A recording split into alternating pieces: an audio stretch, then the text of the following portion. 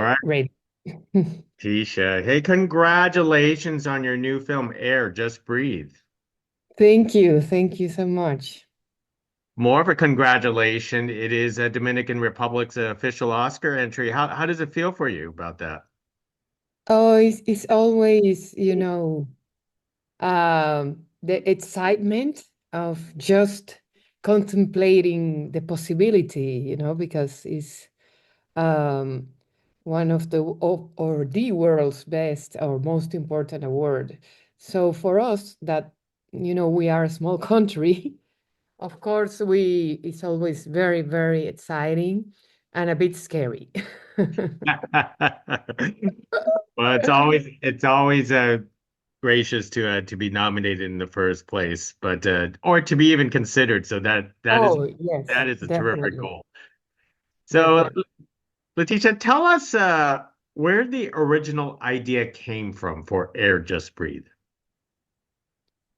I think that it was just out of love for the genre, I would say, because science fiction is one of my favorite genres, and also because of the challenge, because I was aware of how difficult it is to get it right. And of course, being from the Caribbean and from Latin America, it's considered almost, kind of forbidden because of the cost, and you have to create a new world, and the post-production is complicated. And yeah, and I just got tired of listening to that, of the things that we could not do. So I just, found the right partner who was crazy as enough as me as to embark in such a journey, even though we don't have, a tradition of doing so. Now, how did you want to create this post-apocalyptic world for Air? Where did you want it to start? You wanted to start with the designs of the bunker or the outside world? Oh, I think both of them were extremely interconnected. During the creative process with the production designer, we were very sure that we didn't want fireworks, We were very concerned about making this world believable. And we knew we had to be very smart about it. So since the beginning, even the conception of this bunker, even though you don't see it that much in the film, you see it a couple of times, we knew it had to be connected with what we see outside, with this kind of architecture that is inspired. I don't know if you say if it's called brutalist as well in English. Um, but this kind of architecture that is gigantic, and that the humans needed to look or seem tiny in the face of this world. So for both the bunker and the exterior, we wanted to achieve that, that the humans, the man and the woman, they looked insignificant. Mm. So did you have to create a set or did you have to find something to replicate a bunker like a place? Oh no, this was creative, even since the concept, it was created by Cristobal Valecillos, the production designer. And he had this idea, it's beautiful. If you see the drawings of the bunker from above, it looks like an uterus. And Mhm. he wanted to have this conceptually because the film revolves a lot around that, about, extinction and continuity of the human race. And she wants, to procreate. So the bunker, probably you don't feel it in the film, but I believe it's still there. This concept of being a uterus, you see this central room, very big, and then these hallways. And I think it works beautiful. But yes, it was designed originally by the team and Cristobal Valecillos. Yeah. Now, I think I saw a hint that this actually took place in, I want to say, Dominican Republic itself. Yes. Was am I reading that right? That Yes, that's correct. How did you know? I think I saw a poster that said, or something on the wall that said Dominican Republic, and I was going, oh, so this is where it took place. So Yes. now was it filmed in Dominican Republic?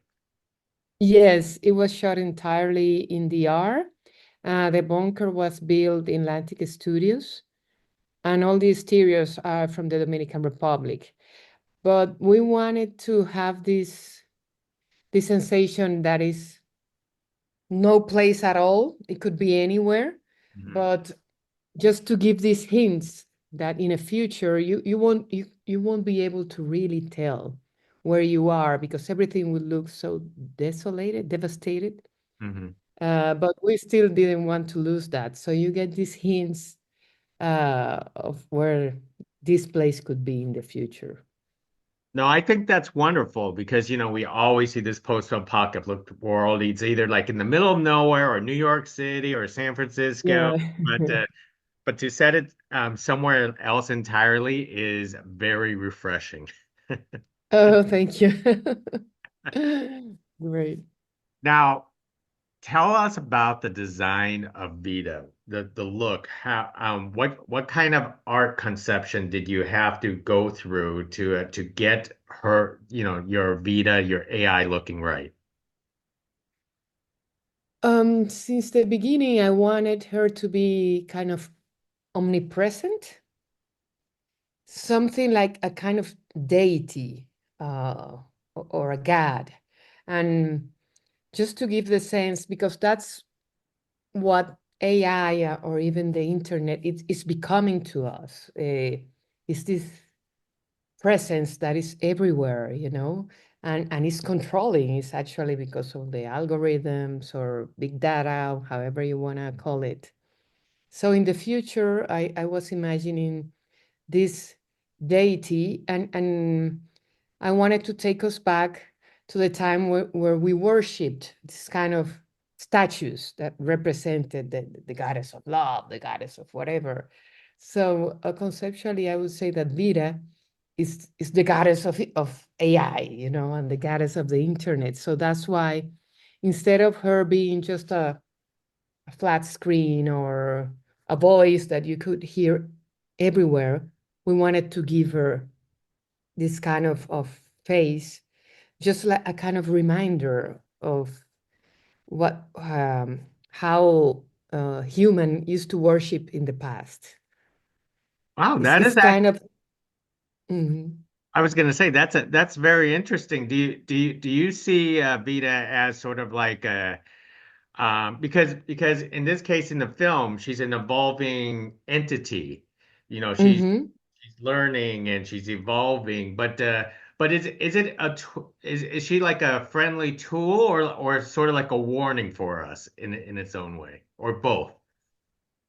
I think in the film you get the sense that is both, that it can be both, and it just depends on us how much power do we want to give this tool. Are we going to turn it into this deity or this kind of thing that tells us everything about ourselves and about our future, or are we going to use it in a way that we can still keep our awareness, our conscious of things? So I think it's up to us. How did you try to find the right voice for Vita? Because you could easily went with the male voice, female voice, or how did you settle with Paz's voice in this film? um, I think that, being a feminist, and since I wanted to give her this goddess like identity, I felt that if she was female, was stronger. Also, I didn't want it to get confused because it's true that at some point in the film, Tanya, the scientist, and the computer, they are kind of symbiotic. They even one start talking and the other finish. It's like they're one thing. So I didn't want to give this impression that it was some kind of genre attraction thing. It was just part of the same people. Like even Tanya, she's kind of becoming more machine at some point. Uh, and well, I'm not gonna say anymore because maybe it's a spoiler. But yeah, the scientist, she becomes so pragmatic that she feels like a machine. And Vida, on the contrary, she's curious and she wants to learn how humans do the things. So they're like the same thing. I don't know if I answered your question. No, you're fine. Tell us about the common theme that's throughout of the issue of survival. I mean, this is whether it's the issue of the scientist or even the AI. It all seems like the goal is about survival. Yes, it's just that now we are becoming so supposedly independent uh, as humans, but then so codependent on technology. It's like more and more you depend more on technology, but not as much as on humans. Because with technology, you can study, you can even get a virtual boyfriend or girlfriend, and you can get validation uh, through the social media. So less and less your contentment as a human being depends on interacting with other humans. So the message that I really wanted to have in the film is that it's just a personal belief that human connection is what actually makes us survive, is what actually makes us evolve and thrive. We can get very techie savvy and intellectually prepared because we have access to more information. But as we can see now in the world, people are not necessarily becoming more tolerant. Society seems to be more polarized. And I think it's precisely because of that, because we have this intermediate that is technology filtering what we see instead of trying to understand things that are foreign to us through human connection. Now, what is your process of finding the perfect cast for your film? You discovered Sophie and Jelson for this film, and you had to create sort of a setting, a mood of isolation and desolation throughout this entire film. And as a viewer, I could feel that. Mhm. Yes, for me, the process of casting for the film is very personal. I cast myself. Of course, I have the support of an agency, but I am doing the first videos with the actors because for me, it's important to see if we understand each other, if there is a chemistry since the beginning. And with Halsen, who's also producer of the film, I knew since the beginning I wanted to work with him because he's such a talented actor, so versatile. And for Azarias, he has this roughness, but at the same time vulnerability uh, that I liked. So Halsen was involved since the development of the film, and Sophie Gael came afterwards. But part of the preparation was, of course, something physical. They both had to look, kind of thing. I didn't want them to be, starving or go that way, but not strong. They Azarias, yes, because he comes from the outside. But for us to get this feeling of isolation, we just talked a lot, a lot about. loneliness, about, and at some point it really got to us that we were talking about maybe our grandchildren or great grandchildren. So it's not a future so far away. It really helped us to connect and to feel that we were there, because it doesn't seem so far away. Absolutely. And Mm. with the mood settings throughout your entire film, could you tell us how you used colorization and lighting to set the mood throughout the entire film of the different types of moods? Oh yes. For we with Luis Enrique Carrion, the DP, we wanted to differentiate the interior world of the bunker is her world, right? And the exterior is his world. And and you get kind of the sun and the moon feeling, um, with each of them. The exterior is, of course, the sun when it's no longer our savior. The heat of the sun and the lack of breathable air are really ending life on Earth.